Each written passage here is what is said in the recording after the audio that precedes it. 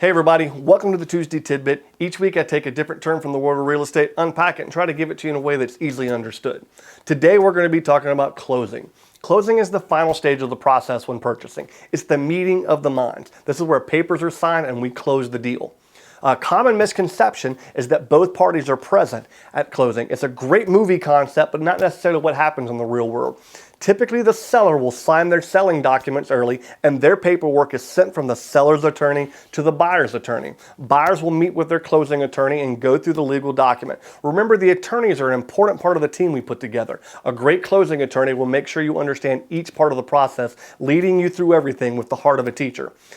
That the attorneys will also, when you're buying, will review the opinion of title. Make sure there's no weird or strange encumbrances that may be part of the title search.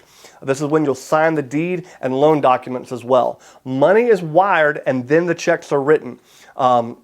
Attorney or paralegal will go to the courthouse to record the deed. Remember that no keys can ever be exchanged and no money can be released to anyone until this happens. Once it's recorded, we are considered closed. Sellers get their money, buyers get their keys, and everyone lives happily ever after. If you like these videos, there's plenty of them more on my YouTube channel and my Facebook page. If you like what you see, be sure to follow me on those two channels, as well as share me with your friends that may find value in these videos.